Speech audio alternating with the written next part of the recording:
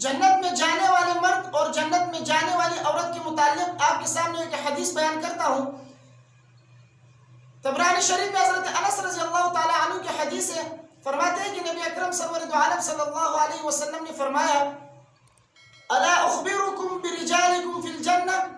کہ کیا میں تمہیں جنتی مردوں کے متعلق نہ بتلاؤں؟ قلنا بلا یا رسول اللہ، تو صحابہ اکرام فرماتے ہیں کہ ہم نے کہا کہ جی ہاں یا رسول اللہ۔ تو قال، نبی کریم صلی اللہ علیہ وسلم نے فرمایا النبی فی الجنہ، نبی جنتی ہے، والصدیق فی الجنہ، اور صدیق جنتی ہے، والرجل یزور اخاہ فی ناحیۃ المصر لا یزورہ الا للہ فی الجنہ، اور وہ شخص جو اپنے بھائی کی ملاقات کے لیے کسی شہر کے دوسرے اطراف میں، شہر کے کسی کونے میں جاتا ہے، اور یہ ملاقات صرف اللہ کی رضا کے لیے کرتا ہے، دنیاوی مفاد کے لیے نہیں کرتا، اپنی کسی غرض کے لیے نہیں کرتا، صرف اللہ کی رضا کے لیے اس سے ملاقات کے لیے جاتا ہے، تو نبی کریم صلی اللہ علیہ وسلم فرماتے ہیں لا یزور الا للہ فی الجنہ، یہ شخص اللہ کی رضا کے لیے اس سے ملاقات کے لیے جاتا ہے، یہ جنتی ہے۔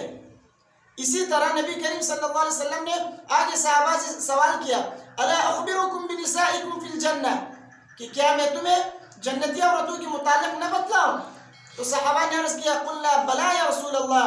جی ہاں یا رسول اللہ، آپ بیان کریں۔ تو نبی کریم صلی اللہ علیہ وسلم نے فرمایا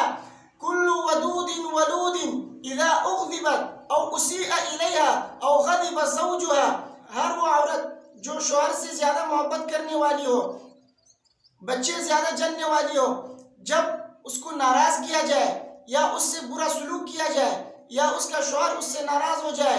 اور وہ اپنے شوہر سے کہے ہذی یدیک، میرا ہاتھ تمہارے ہاتھ میں، لا اکتحل بغمض حتی ترضی، میں اس وقت تک نہیں سوؤں گی جب تک کہ تو راضی نہ ہو جائے۔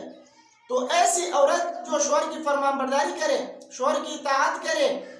اگر وہ ناراض ہو جائے یا اس کے ساتھ برا سلوک کرے تب بھی اس کی فرمان برداری اور اطاعت میں جو ہے رہے، تو ایسی عورت کے متعلق بھی جو ہے نبی کریم صلی اللہ علیہ وسلم نے جنتی ہونے کا اعلان فرمایا ہے۔